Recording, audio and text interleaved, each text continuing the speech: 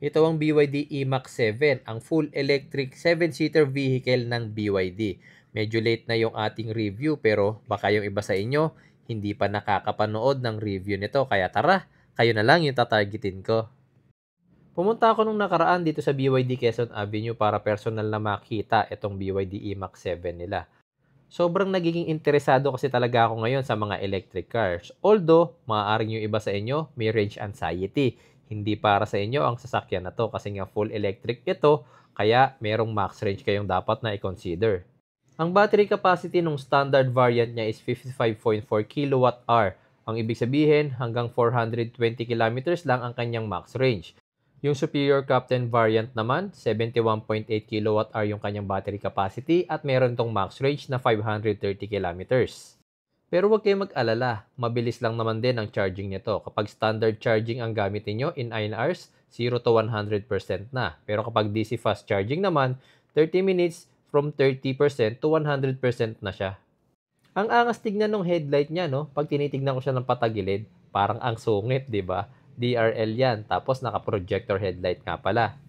Meron na rin tong apat na camera na naka-install sa dalawang side mirrors, isa sa harap, at syempre, dito sa likod. At ang nakikreate na image niyan, 360 degrees mga bossing.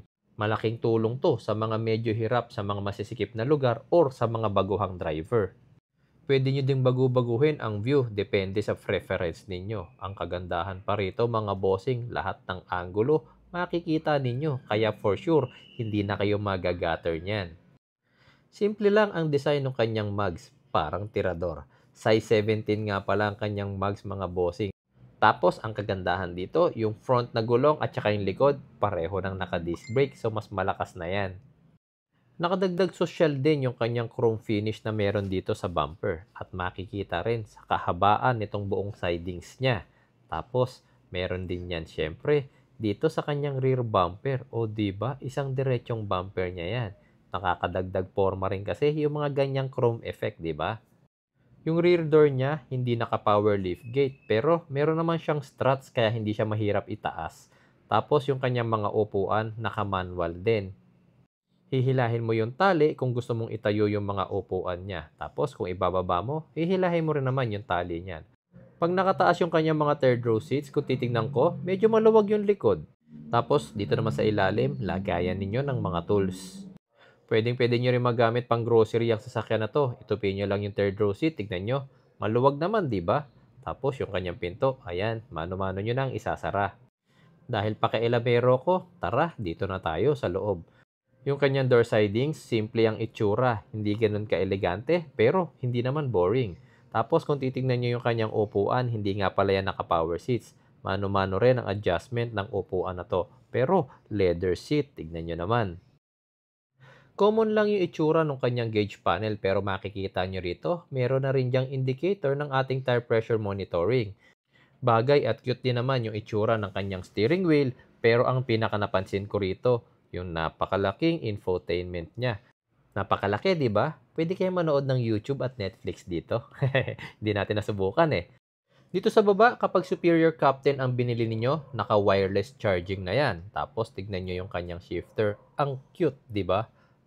Dito naman tayo ngayon sa second row. Kung mapapansin nyo, yung kanyang center console, wala nang air vents dito. Yung ibang 7-seater kasi, nandyan. Ang meron lang dito is dalawang USB port, isang Type A at isang Type C. Tapos yung kanyang mga air vents nandito sa taas. Para sa akin, mas gusto ko yung ganyang mga air vents kasi mas nalalamigan yung mga pasahero sa second row.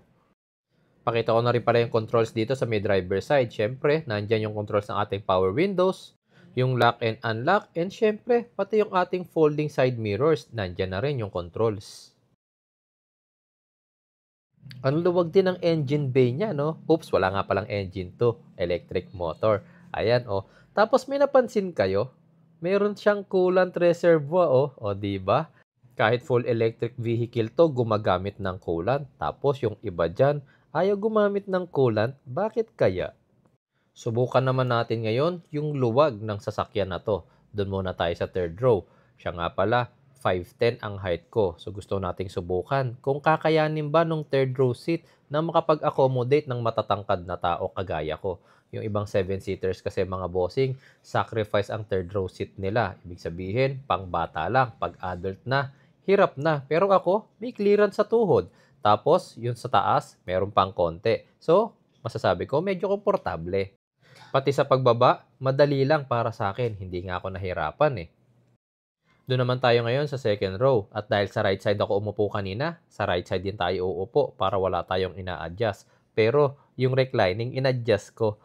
Hindi ko nga lang alam kung kapag na-incline ng ganun yung sandalan is magkakasya pa ako. Pero ngayon, tingnan nyo naman, yung distance ko doon sa first row, okay pa naman. Tapos malaki rin yung aking headroom. Kaya komportable rin para sa akin yung kanyang second row. Ayan, at medyo lumiyad pa ako, di ba?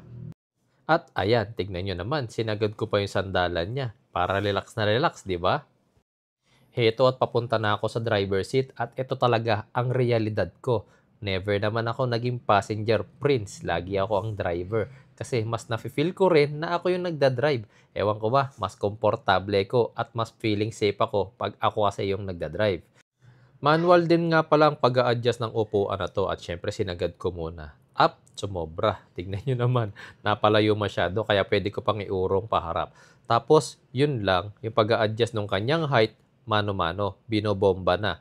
Yun lang, hindi ko nasubukang silipin yung Superior Captain variant, baka kasi yun is naka-power seat na. Pero eto, pakita ko na lang muna sa inyo kung paano ko ina-adjust yung upuan. Ayan o, bomba-bomba lang hanggang sa tumaas na. O, di ba? Tapos, pag ibababa mo naman, ganyan naman ang gagawin mo. Yung ganyan luwang para sa akin, komportable na. Maayos naman ako makakapagmaneho kapag kaganyan. Okay lang naman kahit medyo malapit din yung manibela sa tuhod ko. Pwede ko pa namang iatras yung upuan kung gugustuhin ko. Kung interested ka sa unit na to, tara sabihin ko na sa iyo kung magkano. Yung kanyang standard variant mga bossing, 1,498,000. Tapos yung kanyang top of the line variant which is the Superior Captain, 1,748,000. Kung wala ka namang range anxiety at ang gagamitin mo lang tong sasakyan to pamasok sa trabaho, sa eskwelahan, pang daily driving, lalong-lalo na rito sa city, aba, malaking tipid to mga bossing. Di hamak na mas mura pa rin kasi ang one full charge ng sasakyan na to kumpara sa gasolina na linggo-linggo. Tumataas. Actually, pwede mo rin namang gamitin ang sasakyan nito kapag uuwi ka ng probinsya. Alamin mo lang muna kung ilang kilometro ang babiyahihin mo. Siguraduhin mo na aabot ka sa destination mo. Tapos, pagdating mo ron, siguraduhin mo rin syempre na makakapag-charge ka o kaya dumaan ka sa mga gasoline station na merong charging areas. O paano? Till next review ha. Paki-comment dyan sa baba mga bossing kung ano yung gusto nyong i-review ko sa susunod. Tapos kung nagustuhan mo naman yung review natin sa sasakyan na to, paki-like and share mo naman bossing. Malaking bagay na yon. Salamat po.